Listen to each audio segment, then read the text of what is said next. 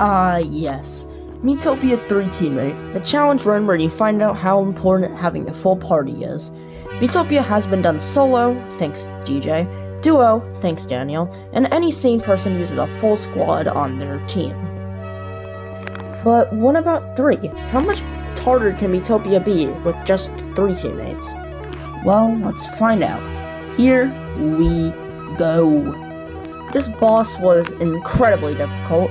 He hit hard, widespread damage, and Red Link was constantly on low HP, because no matter what, he would be hit by the boss due to him being in the middle. I actually wiped once, but I barely beat the boss on the second try.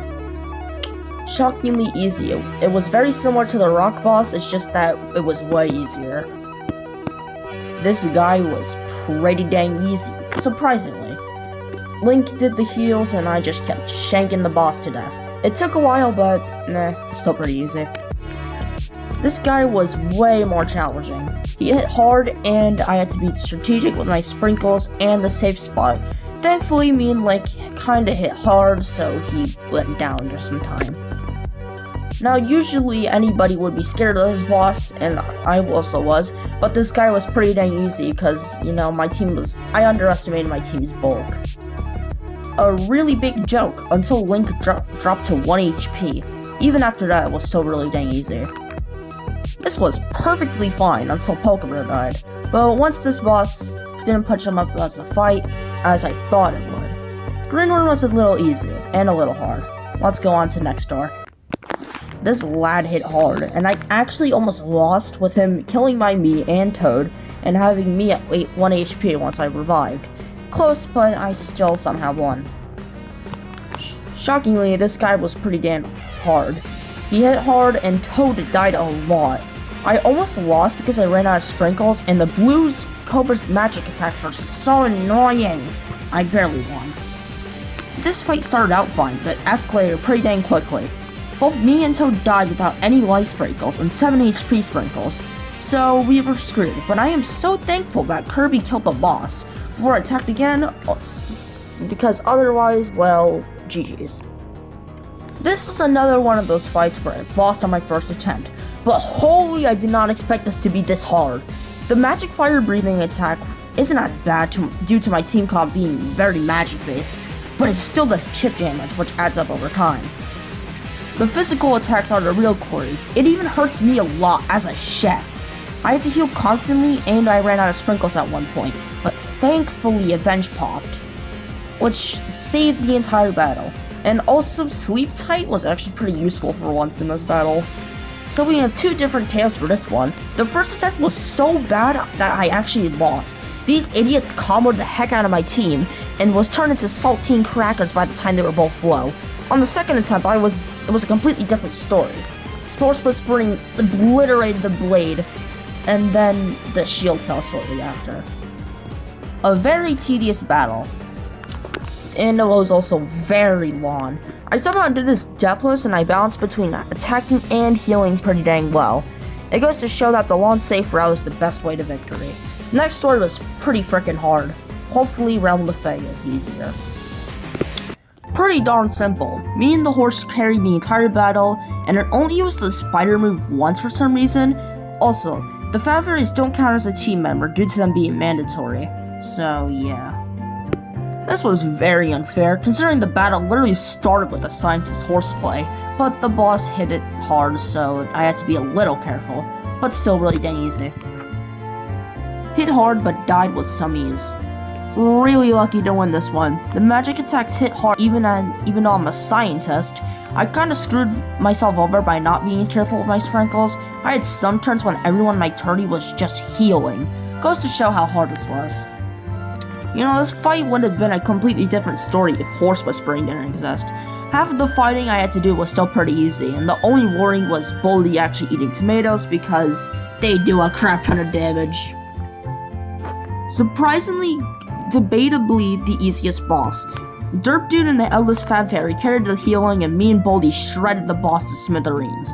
And by the way, look at Boldy. He doesn't have any cosmetic armor on. That's all he has, and it's the Frog Boss.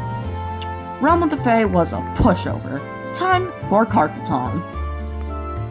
which is the most feared world in challenge runs.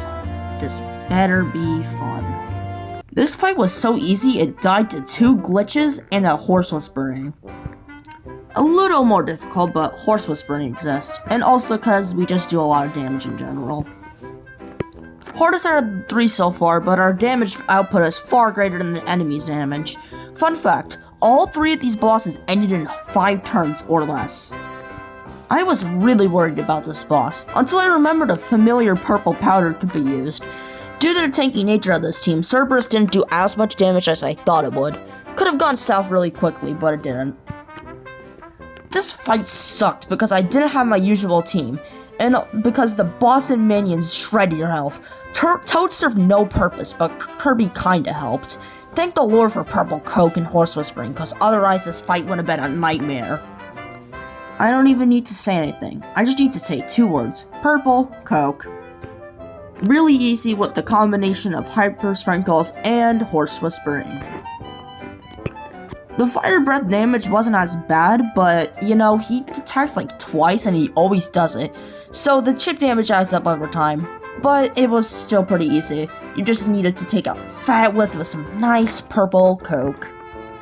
But now it's time for the big bad Dark Lord. This fight was interesting, to say the least.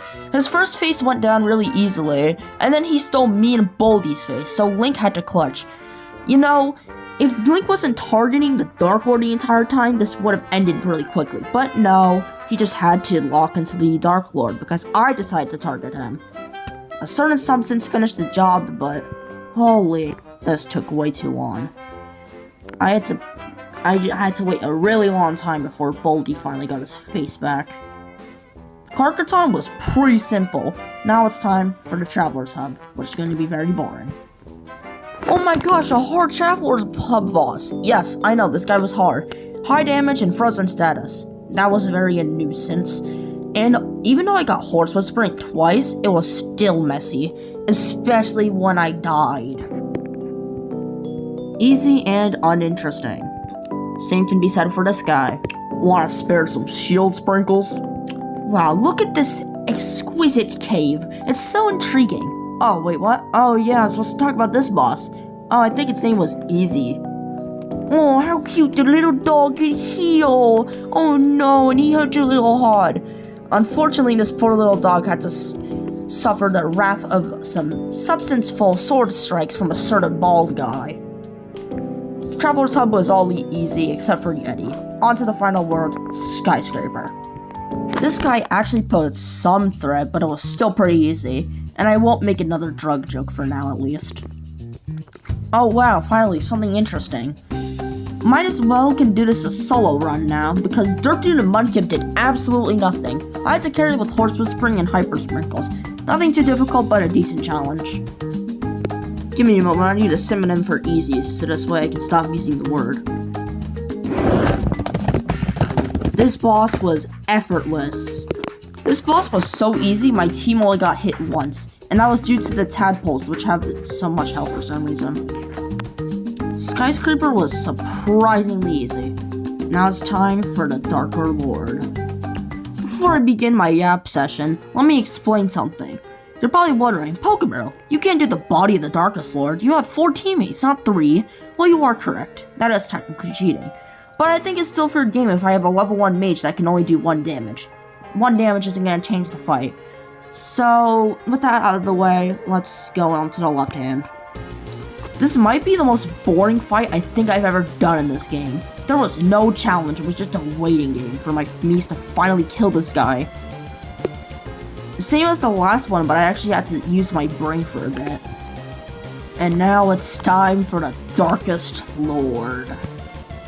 And it's another joke of a Darkest Lord fight. This was really done easily, but unfortunately Jube didn't die, so he's able to do a whopping 4 damage to the Darkest Lord. I forgot to give my Mii some good old odd-colored Coke, so this would have ended way quicker if I used it earlier. So, how much harder is Miitopia with only 3 teammates? Well, it's way harder than the beginning, but once you get to the later game, it doesn't really make a difference. Particularly after next work, because for some reason, the first 2 worlds kicked my ass. Thanks for the very long wait for this video. Thanks for watching. Peace.